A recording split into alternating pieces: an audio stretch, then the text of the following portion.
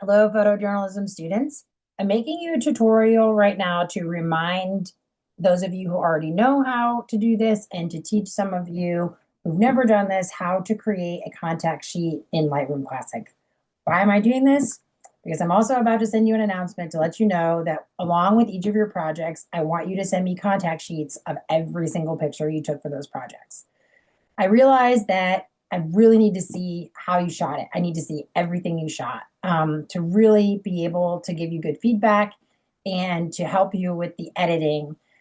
So, the first advice I want to give is if you remember when you are importing all of your pictures into Lightroom, they're immediately going into one catalog. It's one huge catalog that's going to contain thousands and thousands of images. From within that, how do we keep those images organized? You organize them into collections. So if you see over here, I have my catalog I'm hovering over, which is showing me my previous import that has 85 images. But if you notice all photographs, I have 1,988. Now I might have more than one collection going, so one catalog going. So ignore that number, but you should really see that in the thousands because we take lots of photos. Underneath that, you see I have these collections listed, and then I have different collections. So this is like a subfolder that can have multiple collections in it. And then each collection kind of looks like an old fashioned file box. So you can hear Evie screaming at me in the background. So basically, I'll click on some of these so you can just see. Like if I click on this Hurricane Helene thing, we're going to go into these different images from after the storm and things like that, right? So I recommend that as soon as you import something, that you put it into a collection, and I would call it Project One, photojournalism or Photo 217, and then I would go ahead and give it a name that resonates with whatever it is, because I can't remember what each person is shooting, but I know some students just went and did the bees, so it would be like beekeepers or something like that. That's going to help you stay organized because it can get pretty tricky to be organized. And I love Julianne Cost, and I've sent her a link. So if you can't remember how to do any of that, I'm going to refer you back to her for now. So moving forward, Evie, I am working. So be quiet. Huck. Okay. So when you first import, by default, you are going to be on the library module. In order to make a contact sheet, you need to click over on the printer module. If you only have one image selected, you're only going to see one image pop up. Now, I happen to already be in a contact sheet template. So the first thing you would need to do under the template browser over here on the left is choose one of the default contact sheet settings.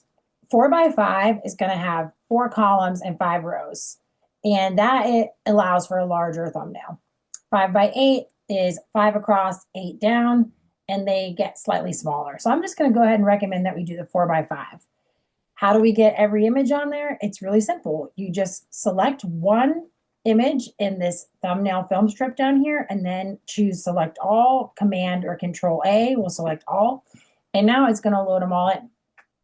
You notice here that underneath each image, I have my original file name. So if you look over here on the right, you have a few different settings.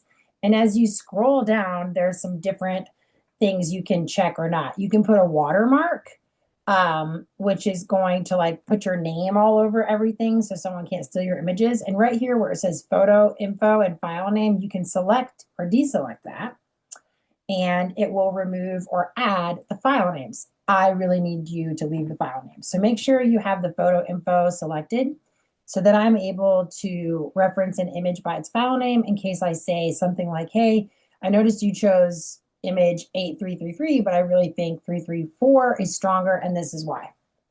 So from here, you need to export this as a PDF, and that's going to be your contact sheets that you upload along with your project. So how do you do that? Over here on the bottom right, you see print and you see printer. Students get really confused here. It is confusing. It confuses me sometimes. So you're going to choose printer. Once you click on printer, a dialog box is going to pop up. And if you've ever done this in Microsoft Word or anything like that, you could always save something that you were going to print as a PDF from this dialog box. So if you notice on the bottom left on my Macintosh, I might look a little bit different on a PC. You're going to drop down where it says PDF and you're going to save as PDF. From here, you should see a familiar dialog box asking you what you're going to save it as and where you're going to save it to. So I'm going to choose the desktop, and then I would just say sample contact sheet. And that's it. I'm going to choose save, and it's automatically going to save that as a PDF. So I think with my screen sharing, I can't show you where that went. So let me adjust my screen share to my entire desktop and close this out. And then I want you to see on my desktop, here is the PDF.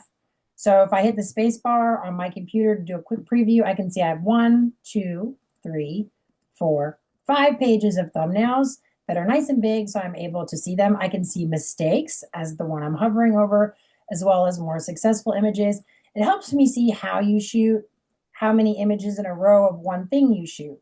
And then it helps me see why you chose a particular image that may look really similar to one taken before or after it. So this will give me a really good sense of your progress while you're shooting, how often your exposure is on point, how often your images are sharp. And it will also help me give you some guidance on your editing process. I'm really curious to see, of all the images you took, which ones you selected to turn in and why. So please reach out with any questions. I hope you found this helpful, and I will talk to you soon. Bye.